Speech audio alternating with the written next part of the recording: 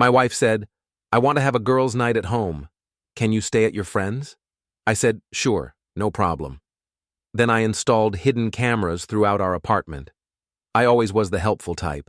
The thing about being a security installer is that people forget you know how to watch them. They see the uniform, the tool belt, the slightly grease-stained hands, and they figure you're just another blue-collar guy who fixes things and goes home to drink beer. They're not entirely wrong about the beer part, but they miss the crucial detail. I know exactly how to see everything they don't want me to see. My name is Grant Foster, and 3 months ago, I started suspecting my wife Lila was cheating on me. Not because of any dramatic revelation or lipstick on a collar. Those are movie cliches. Real life is more subtle. It's the way she started putting her phone face down during dinner, the way she'd shower immediately after coming home from work, the way she'd mention her boss Derek's name just a little too casually, like she was practicing saying it without blushing. "Derek thinks we should restructure the filing system," she'd say, stirring her coffee. "Derek suggested I take that management course. Derek says the company might expand next year." Derek, Derek, Derek. If I had $1 for every time she said that name, I could have afforded a better apartment and maybe a wife who didn't feel the need to restructure her marriage behind my back. The final straw came last Tuesday when I got home early from a job and found her on the phone in our bedroom, door closed, voice low and breathy. When I knocked, she jumped like I'd fired a gun, quickly said, "I'll call you back about that report," in her fake professional voice, and hung up. Her face was flushed, and she wouldn't meet my eyes. "Work call?" I asked. "Yeah, just boring office stuff." Boring office stuff doesn't usually make people look like they've been running a marathon, but I nodded and went to grab a beer. That's when I started planning. See, Lila always underestimated me. In her mind, I was just the guy who installed alarm systems and security cameras for rich people in their fancy houses. She never quite grasped that understanding security systems means understanding how to bypass them, how to hide them, how to make them completely invisible to people who think they're being clever. Over the next week, I carefully installed 3 tiny cameras in our apartment. One in the living room, hidden inside what looked like a regular wall outlet. One in the bedroom, tucked behind a picture frame. And one in the kitchen, because cheaters always seem to think the kitchen is safe territory for their phone calls.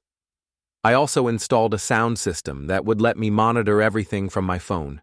Professional-grade equipment, the kind I use for clients who are worried about corporate espionage. Ironic, really. The cameras were completely invisible. Lila walked past them dozens of times without noticing, which wasn't surprising. She'd been walking past me for months without really seeing me either. Friday afternoon, she made her move. "Grant, honey," she said, using the sweet voice she reserved for asking favors. "Would it be okay if I had a girls' night here tonight? Just me and Tasha, maybe a couple other friends. We want to watch movies and drink wine. You know how it is." Tasha was Lila's best friend from work, a gossipy woman in her 20s who worked in HR and always seemed to know everyone's business. She had the kind of smile that looked friendly until you realized it never reached her eyes.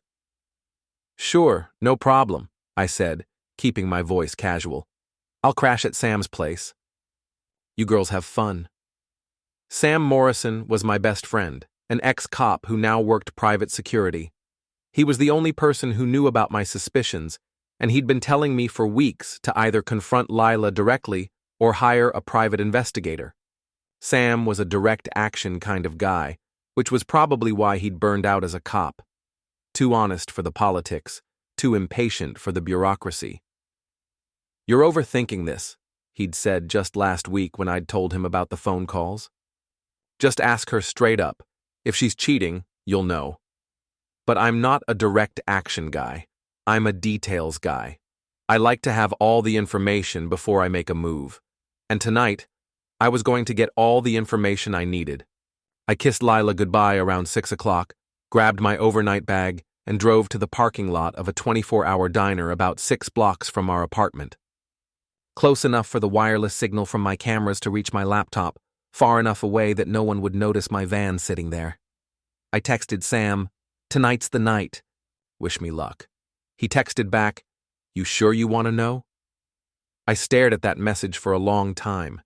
There's something to be said for willful ignorance.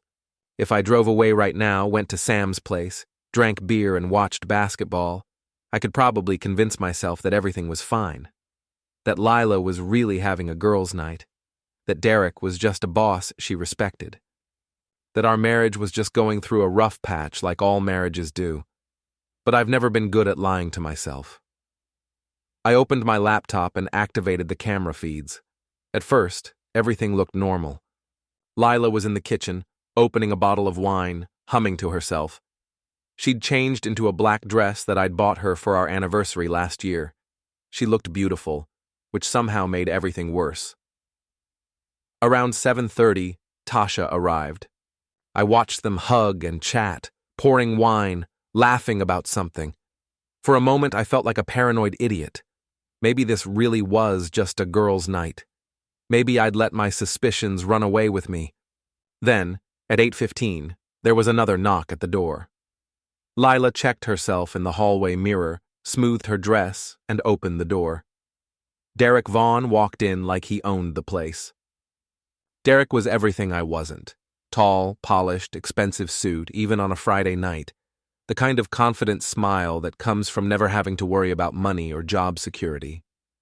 He worked as a regional manager for the insurance company, where Lila was an executive assistant. I'd met him exactly twice, once at the company Christmas party, where he'd shaken my hand with the kind of firm grip that was trying to prove something, and once when he'd stopped by our apartment to drop off some urgent paperwork on a Saturday morning. Both times, I'd gotten the distinct impression that he was cataloging our modest furniture, our small TV, our general lack of expensive things, and filing it all away under reasons why Lila could do better. Now he was in my living room, kissing my wife on the cheek while Tasha watched with that sharp-eyed smile of hers. I turned up the audio feed. "I brought champagne," Derek was saying, holding up an expensive-looking bottle. "Figured we should celebrate properly." "Celebrate what?" Lila asked, but she was smiling in a way I hadn't seen in months. "Your freedom," he said, and kissed her properly this time. Not a friendly peck, but a real kiss, the kind that made it clear this wasn't their first. I sat in my van, watching my marriage end in real time, and realized I wasn't even surprised. Hurt, yes. Angry, absolutely. But not surprised. Some part of me had known for weeks. What surprised me was Tasha's role in all this. She wasn't just tolerating the affair, she was facilitating it. While Derek and Lila were busy pawing each other on my couch, Tasha was checking her phone, clearly acting as a lookout. "Grant said he'd be at his friend's place all night, right?" Derek asked. "Yeah, Sam's place. He won't be back until tomorrow afternoon," Lila replied, running her fingers through Derek's hair. "Good. I've been wanting to do this properly for weeks." They moved to the bedroom. I almost turned off the feed. There are some things you can't unsee, but I forced myself to keep recording. I was going to need evidence. While they were occupied, Tasha made herself comfortable in the living room, scrolling through her phone and occasionally glancing toward the bedroom door. She looked bored, like this was routine for her. Around 10 o'clock, my phone buzzed with a text from Lila. "Having such a great girls' night. Thanks for being understanding. Love you." I stared at that message for a full minute, then opened my email and started typing. The thing about nuclear weapons is that they're only effective if people know you have them. But sometimes, the element of surprise is worth more than negotiation. I spent 2 hours in that parking lot, recording everything. Derek and Lila weren't exactly discreet. They acted like teenagers who'd finally gotten the house to themselves. Meanwhile, Tasha played lookout, occasionally texting someone, probably coordinating alibis, and helping herself to my beer. By midnight, I had enough evidence to end 3 careers and 2 marriages. Derek was married to a woman named Patricia, who worked as a nurse at the local hospital. I'd met her at that Christmas party. Nice woman, the kind who brought homemade cookies and asked about your family. She deserved better than what she was getting, but I didn't want to just expose them. Any idiot with a camera could do that. I wanted justice, and justice required precision. I drove home at 6 a.m. knowing they'd all be gone by then. Derek's BMW was nowhere to be seen, and when I used my key to get into the apartment, everything looked normal except for the empty champagne bottle in the trash and the lingering smell of expensive cologne. Lila was in bed, pretending to sleep. Her hair was still perfect, which was the giveaway. Lila's hair never looked good when she actually slept. "How was girls' night?" I asked, sitting on the edge of the bed. "Oh, it was nice," she said, stretching and yawning theatrically. "We just watched movies and talked. You know how it is." "Sounds fun? What movies?" She paused for just a fraction of a second. We watched that new romantic comedy. The one with Jennifer Lawrence." There was no new Jennifer Lawrence romantic comedy playing anywhere. I'd checked the movie listings while sitting in the parking lot, just in case she asked me what Sam and I had watched. "Cool," I said. "I'm going to grab a shower." In the bathroom, I looked at myself in the mirror. I looked older than I had 6 months ago. Tired. The kind of tired that sleep doesn't fix. But I also looked determined, and that was something I hadn't seen in my reflection for a long time. I spent the weekend acting normal. We went grocery shopping. We watched TV. We had dinner with Lila's mother, who spent the entire meal making subtle digs about my job, my clothes, and my general unsuitability as a husband for her precious daughter. Derek was telling me about this new management position opening up, Lila mentioned over dessert. He thinks I should apply. "Derek seems to have a lot of opinions about your career," I said mildly. Lila's mother nodded approvingly. "It's nice that you have such a supportive boss, dear." Not everyone is lucky enough to work for someone who really sees their potential. I smiled and nodded and mentally added her to my email list. Monday morning, I waited until Lila left for work. Then I got to business. First, I edited the video footage down to the most damaging highlights. Nothing pornographic. I'm not a complete bastard, but enough to make it crystal clear what had happened. Derek arriving with champagne, the kissing, Tasha playing lookout. Lila's text message to me overlaid on footage of her kissing another man. Then I compiled my email list, Lila's mother, her sister, her 3 closest friends from college, everyone in her phone's contact list that I could identify, and, most importantly, everyone in the company directory that I'd memorized from her computer. The subject line read, "The truth about girls' night." The message was simple. I thought you should know what really happened Friday night. The attached video speaks for itself. Grant Foster. I scheduled the email to send at 9 a.m., right when everyone would be checking their morning messages. Then I went to work, installing a security system for a wealthy family in the suburbs. Normal day, normal job, normal life. Except that in 3 hours, my wife's world was going to explode. At exactly 9:03 a.m., my phone started buzzing. First, a text from Lila. "What the hell did you do?" Then another, "Grant, answer your phone right now." Then, "You've ruined everything." I turned off my phone and focused on running cable through the client's attic. There's something meditative about physical work when your emotional world is falling apart. The cable doesn't lie to you. The connections either work or they don't. Everything is exactly what it appears to be. I turned my phone back on during lunch break. 17 missed calls from Lila, 12 text messages that got progressively more hysterical, and 1 voicemail from her mother that I deleted without listening to. There was also a text from Sam. "Holy shit, dude. Tasha just got called into HR. Word is spreading fast." And another from my neighbor, Mrs. Eddings, an elderly woman who knew everyone's business. "Saw your wife leaving with suitcases this morning. Everything okay, dear?" I drove home to find the apartment empty except for a note on the kitchen counter. "We need to talk. I'm staying at my mother's. This isn't over." She was right about one thing. It wasn't over. But she had no idea what was coming next. I spent that evening researching Derek Vaughn. Social media profiles, property records, vehicle registration, credit reports, All the information that's publicly available if you know where to look and have the patience to dig. Derek lived in a luxury apartment complex downtown, drove a BMW 3 Series, and had a mortgage that was probably stretching his budget. His wife Patricia worked night shifts at the hospital, which explained how he'd been able to carry on an affair without her noticing. More interestingly, Derek had a reputation at work for being arrogant and condescending to support staff. I found several complaints filed against him with HR over the past 2 years, all dismissed because he was a high performer who brought in big clients. But the most useful information came from his social media. Derek was the kind of guy who posted constantly about his success, his expensive tastes, his fitness routine, his car. He was proud of his image, which meant he had a lot to lose. Tuesday morning, I called in sick to work and drove to Derek's apartment complex. His BMW was parked in space 47, gleaming in the morning sun like a beacon of arrogance. I'd brought my toolkit.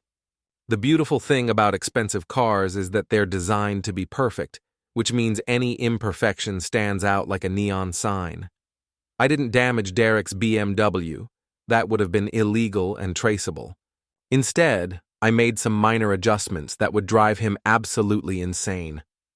First, I loosened the valve stems on all 4 tires, not enough to cause a blowout, just enough to create a slow leak that would leave him with flat tires every few days. Then I used a small syringe to inject fish oil into the air conditioning vents. The smell wouldn't be noticeable immediately, but after a few hours in the sun, his car would smell like a dumpster behind a seafood restaurant. Finally, I left a note under his windshield wiper. "Enjoying the ride, Derek? A concerned friend." I was back home by 10 a.m., just in time to receive a visit from my wife. Lila looked like she hadn't slept, which gave me a petty satisfaction I'm not proud of. Her hair was messy, her makeup was smudged, and she was wearing the same clothes she'd left in yesterday. "We need to talk," she said, pushing past me into the apartment. I figured. "Coffee? Don't you dare act casual with me, Grant. Do you have any idea what you've done?" I poured myself a cup of coffee and sat down at the kitchen table. "I sent some people a video of what happened in our apartment Friday night. Seemed like the honest thing to do. You've destroyed my career.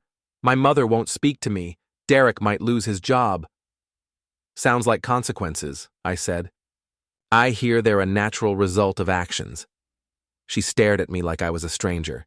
"This isn't like you. You don't do things like this." "You're right.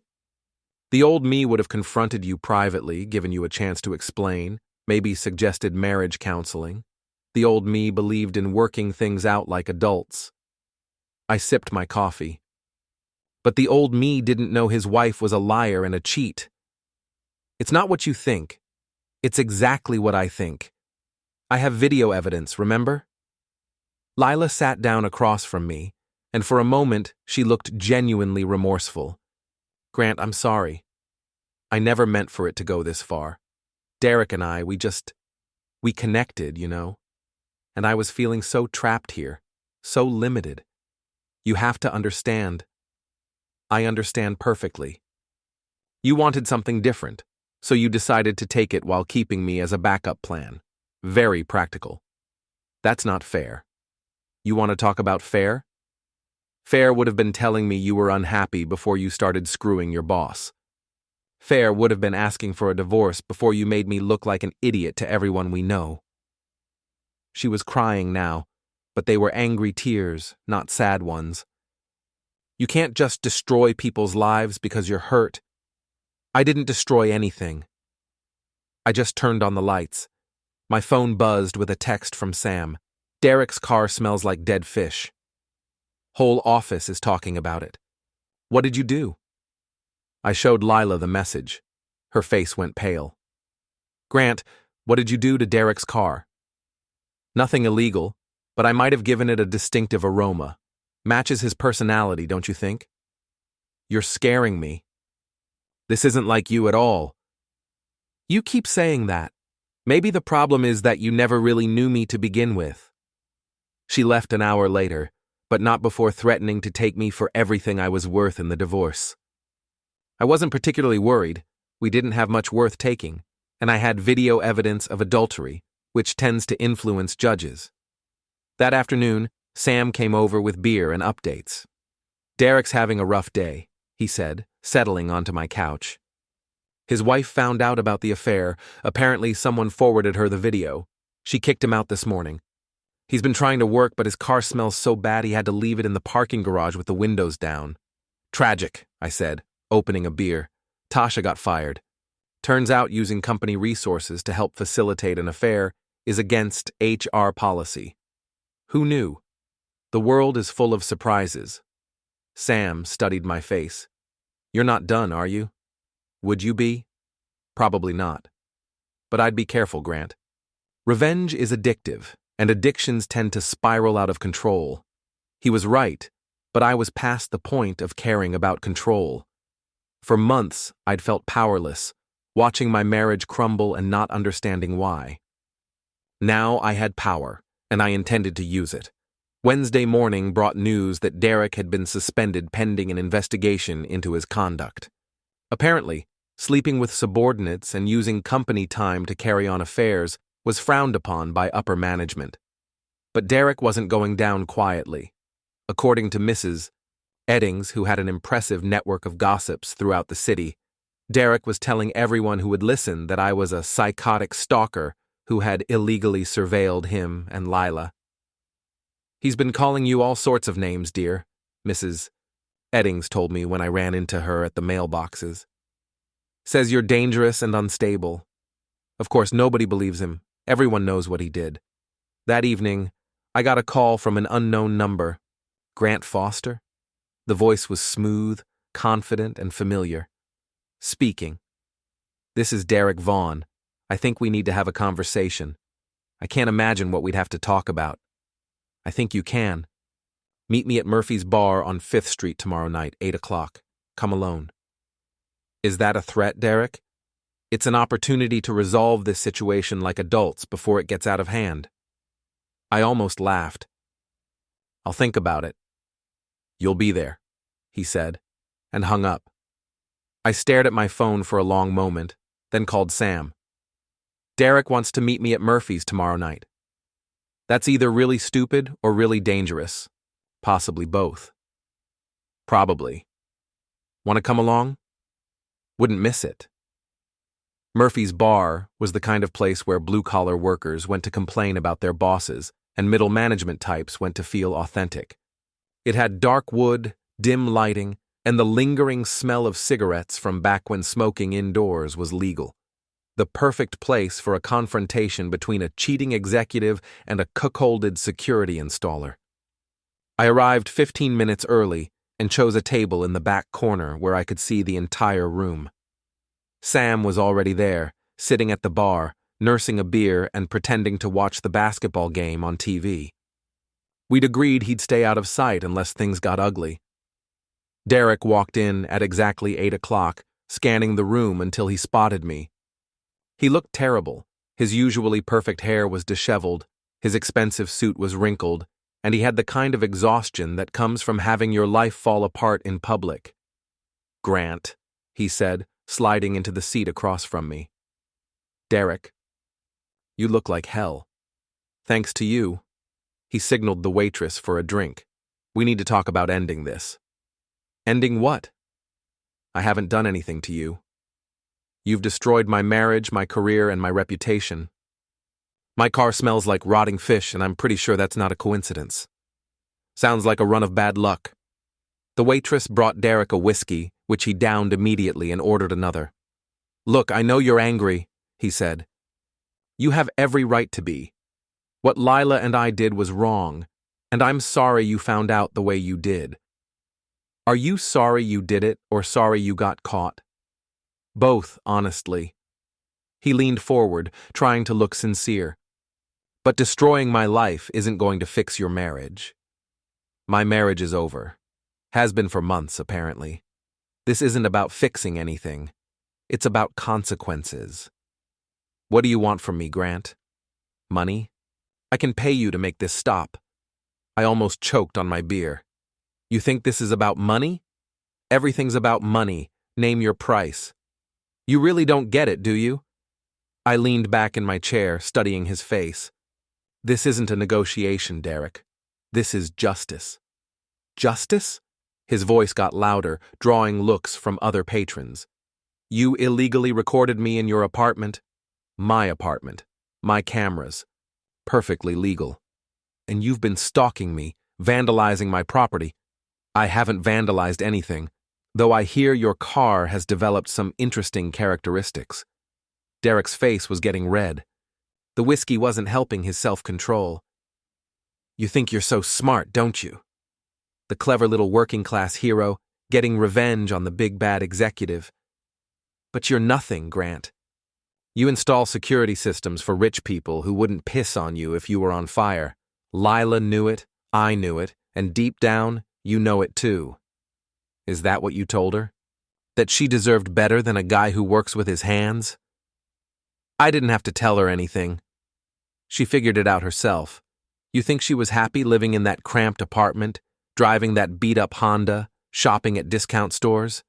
Lila has ambition, Grant. She wants more than a blue-collar life. She wanted more than a blue-collar husband, you mean?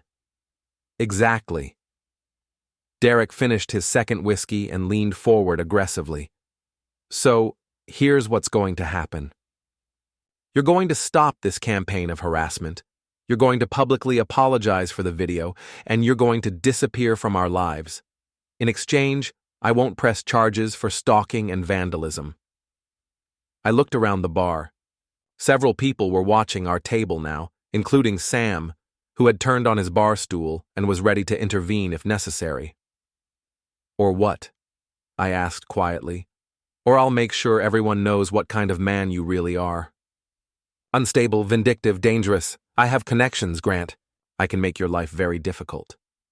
You mean more difficult than finding out my wife is cheating on me with her arrogant boss? Much more difficult.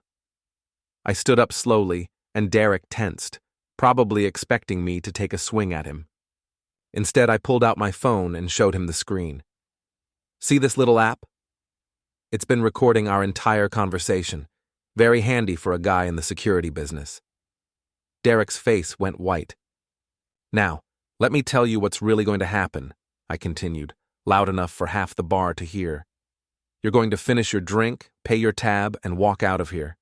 You're going to stop telling people I'm dangerous or unstable.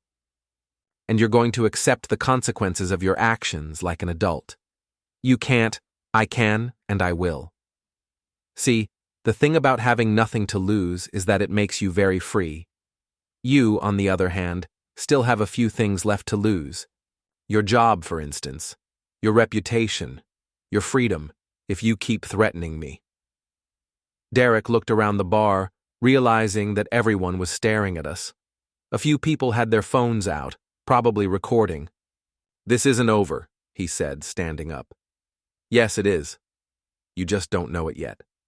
He threw a 20 on the table and stalked out, leaving me alone with my beer and a bar full of witnesses. Sam came over and sat down in Derek's vacated chair. Well, that was educational, he said. Guy's got a real talent for making enemies. What's your next move? I smiled and finished my beer. I'm going to give him exactly what he deserves. The final phase of any good revenge plot requires patience, precision, and a deep understanding of your target's weaknesses. Derek Vaughn's weakness was his ego. He couldn't stand being humiliated in public, which made him predictable. I spent Thursday morning making phone calls and setting up what I like to think of as the grand finale. By evening, everything was in place. Derek had been suspended from his job, but he was still fighting the decision, claiming he was the victim of a vindictive stalker. He'd hired a lawyer and was threatening to sue everyone involved. More importantly, he was telling anyone who would listen that I was dangerous and unstable. That's where Mrs. Eddings came in handy. He's been calling you all sorts of names, dear, she told me when I stopped by her apartment Thursday evening. Says you've been following him, threatening him, even claims you broke into his apartment. Did he now? Of course, nobody believes him. Especially after what happened at Murphy's bar. Half the neighborhood saw the video on Facebook. I'd forgotten about the phones recording our conversation. Social media had done more damage to Derek's reputation in one day than I could have managed in a month. "Mrs. Eddings, would you be interested in helping me with a little project?" Her eyes lit up. Mrs. Eddings loved drama almost as much as she loved gossip. "What did you have in mind?" "Friday evening, I got a text from Lila. Derek says you threatened him at the bar." "This has to stop, Grant. You're scaring people." I replied, "The only thing people should be scared of is the truth." She didn't respond. Saturday morning, I drove to Derek's apartment complex. His BMW was still in the parking garage, windows down, trying to air out the fish smell. I felt a petty satisfaction seeing it there, abandoned and reeking. Derek himself was nowhere to be seen, but according to Mrs. Eddings' intelligence network, he was staying at a cheap motel across town. His wife had filed for divorce and gotten a restraining order. His job was hanging by a thread. His reputation was destroyed. But I wasn't finished yet. Saturday evening, Murphy's bar was packed. Word had gotten out about the confrontation between Derek and me, and people were curious to see if there would be a rematch.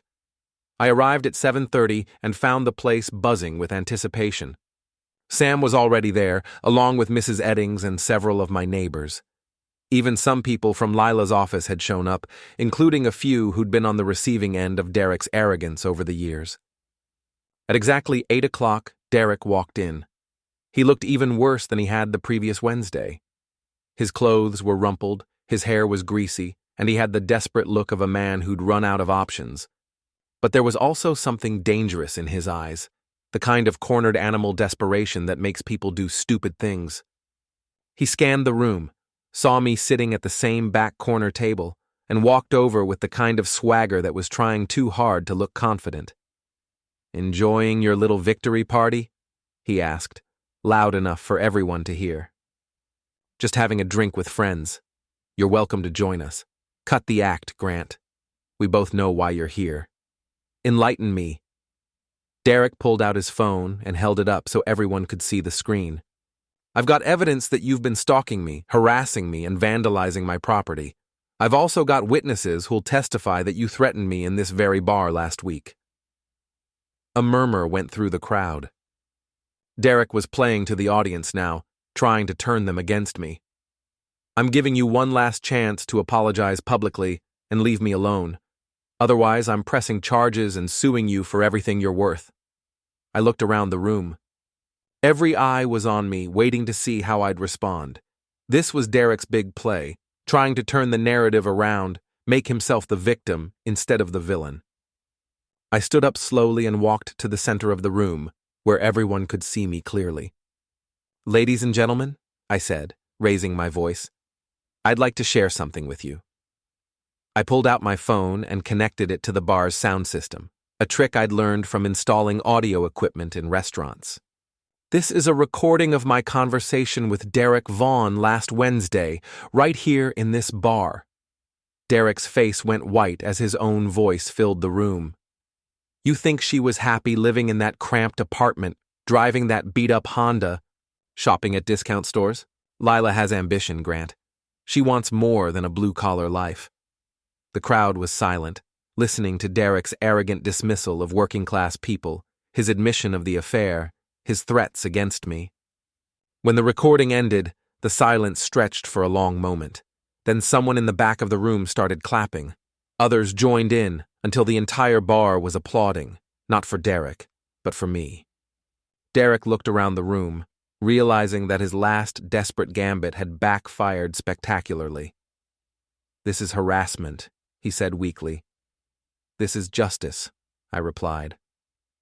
Mrs. Eddings stood up from her table near the front of the room.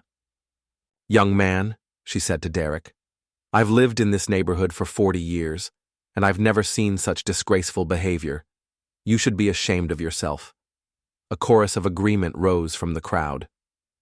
Derek was being judged by a jury of his peers, and the verdict was unanimous. He looked around the room one more time, seeing nothing but hostile faces and contemptuous stares. Then he turned and walked toward the door, his shoulders slumped in defeat. Just before he reached the exit, he turned back. This isn't over, Grant. Yes, it is, I said. You just don't know it yet. Derek pushed through the door and disappeared into the night. The crowd erupted in cheers and applause.